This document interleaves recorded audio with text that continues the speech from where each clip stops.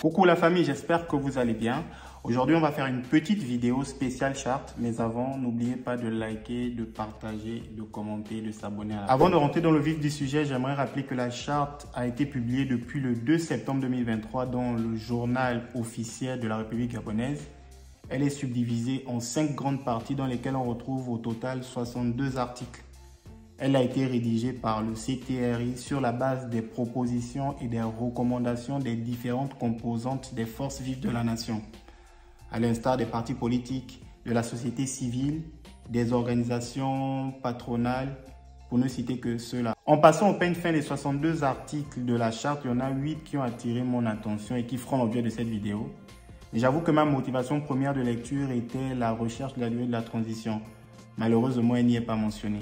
RNS, dans une interview accordée à BBC, répond à la question de la durée de la transition en disant qu'une durée sera fixée à l'issue des concertations. Voici exactement ce qu'il a dit. Le président de la transition a indiqué qu'il revenait à la société civile, politique, etc., à la communauté tout entière, de fixer un délai à la transition.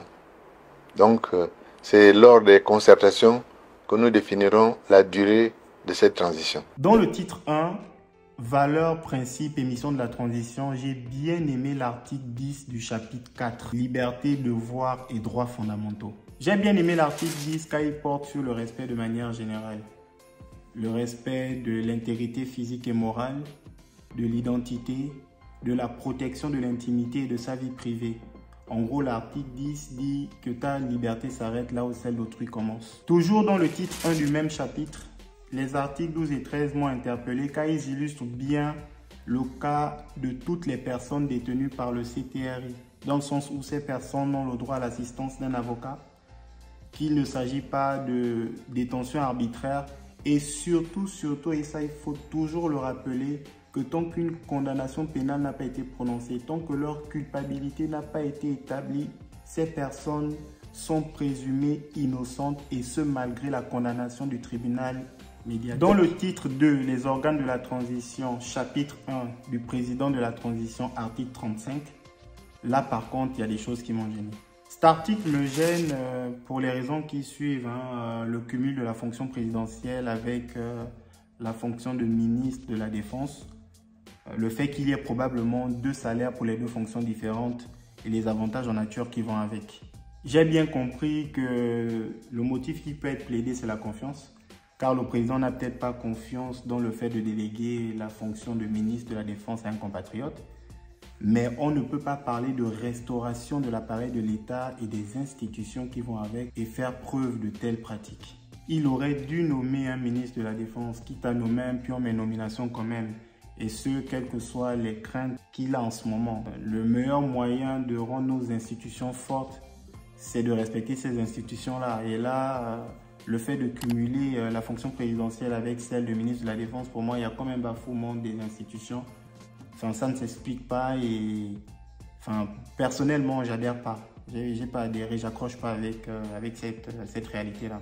Titre 2, chapitre 1, article 39. J'ai bien aimé cet article parce qu'il parle de la déclaration des biens du président de la République. En gros, après l'investiture, le président a 48 heures pour adresser sa déclaration des biens au président de la Cour constitutionnelle, laquelle fait l'objet d'une mise à jour annuelle et s'applique également à tous les membres des organes de la transition institués par la charte, à l'entrée et à la sortie de leurs fonctions. J'en parle car ce qui aurait été bien, c'est que toutes ces déclarations-là soient mises sur une plateforme publique de façon à ce que tout le monde y ait accès. Un peu comme en France, c'était le cas pour Macron et tous les présidents de la 5e République. C'est bien pour la transparence en fait. Le dernier article du chapitre 1 du titre 2 qui m'a interpellé, c'est l'article 41 qui dit que le vice-président de la transition et le secrétaire général de la présidence de la transition ne peuvent pas se porter candidat à l'élection présidentielle qui marque la fin de la transition. Et ce sera beaucoup plus développé devant. Titre 2, chapitre 3 du gouvernement de la transition, article 44. Pour moi, la crème de la crème. En résumé, cet article dit que les membres du gouvernement de la transition ne seront pas éligibles à l'élection présidentielle qui sera organisée pour marquer la fin de la transition. Les militaires repartiront dans leur corps d'origine à la cessation de leurs fonctions ministérielles. Cet article m'a beaucoup plu et j'ai même envie de dire que c'est à cause de cet article-là et l'article 35 que j'ai eu à faire cette vidéo. Au départ, je m'étais dit que la stratégie de Brice Oligui Nguema était de mettre les personnes qui nomment en ce moment ou qui nommeront encore plus tard dans le cadre du gouvernement de la transition dans une forme de retraite politique après la transition. Quand j'ai vu certains noms revenir, je me suis dit qu'il y avait une volonté implicite de mettre ces personnes-là hors jeu pour la suite de l'histoire du Gabon. Mais au final, ces personnes-là ne pourront juste pas se porter candidat à l'élection présidentielle qui marquera la fin de la transition. Elles pourront bel et bien se présenter aux élections qui suivront celles qui marquera la fin de la transition.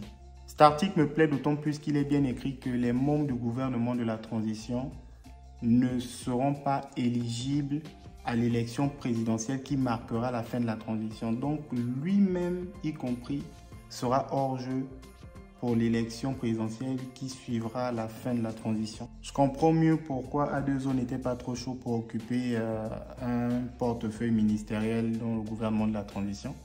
Parce qu'il a des ambitions présidentielles à la fin de la transition et personne ne peut le reprocher de toute façon.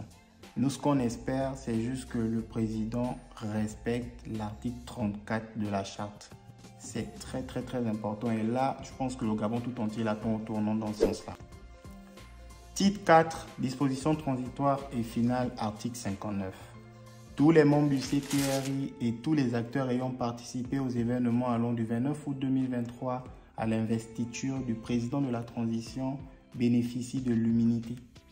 C'est très important de le rappeler parce que c'est une manière pour le président de la République de sécuriser tous ceux qui ont participé de près ou de loin au coup d'État. Dans l'ensemble, la charte fait sens avec ce que Bon dit depuis le départ, à 2-3 exceptions près que j'ai eu à relever lors de cette vidéo.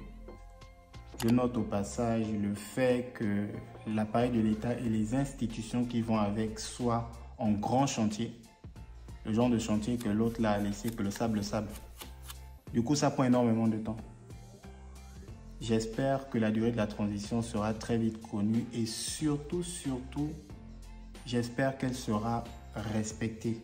Honneur et fidélité à la patrie. Je vous remercie de m'avoir suivi et à bientôt pour une nouvelle vidéo.